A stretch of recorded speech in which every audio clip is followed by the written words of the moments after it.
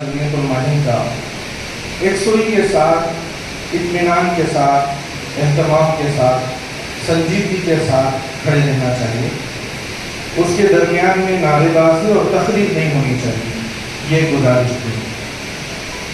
کیونکہ یہاں پر بیٹھا ہوا جتنا مجمع ہے، یہ مجمع عمومی مجمع نہیں ہے، یہ مجمع ملک کے لیڈروں کا مجمع ہے، قائدوں کا مجمع ہے، اور جمعیت المعین اپنے جذبات کو قابو میں رکھ کر ملک و ملت کی رہنمائی کرتی ہے۔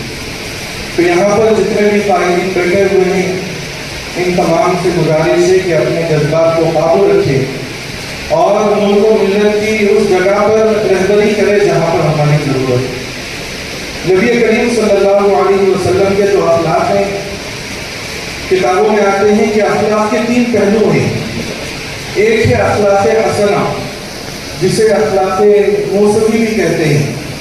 اگر کوئی آپ کے ساتھ کوئی معاملہ کرے تو اس کے ساتھ برابری کا معاملہ کر دے، ایک تھپڑ مارے آپ بھی اسی زور سے تھپڑ مارے۔ دوسرا اخلاق کا پہلو ہے اخلاق کریمہ، اسے اخلاق عیسوی بھی کہتے ہیں۔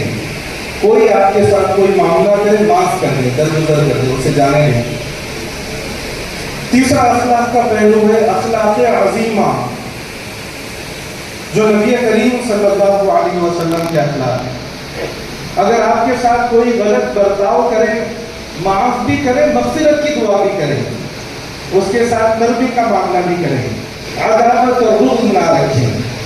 ہم یہاں پر بیٹھے ہوئے جتنے ہیں، نبی کریم صلی اللہ علیہ وسلم کے جانشین ہیں، نبی کریم صلی اللہ علیہ وسلم سے سچی محبت کرنے والے ہیں، علماء اکرام کا بڑا مجمع یہاں پر بیٹھے ہیں۔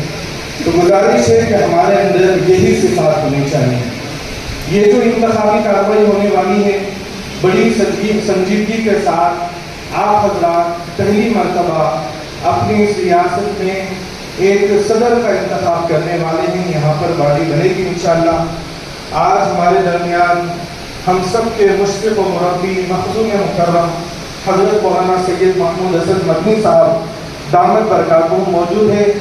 امید ہے کہ انشاءاللہ یہ ریاست، جیسا کہ ابھی حضرت مولانا عبد الماجد صاحب دامت برکاتہم نے فرمایا کہ ہم اسے مثالی صوبہ بنائیں گے، اس پر آپ تمام حضرات عزم کریں انشاءاللہ۔ یہ جو اضلاع میں یونٹیں بنی ہیں، یہ یونٹیں برائے نام نہیں ہونی چاہیے، بلکہ برائے کام ہونی چاہیے، اور ایسا کام ہونا چاہیے کہ دنیا کے ہر کونے میں آپ کے اس کام کا چرچا ہو کہ آپ نے یہ کام کیا ہے۔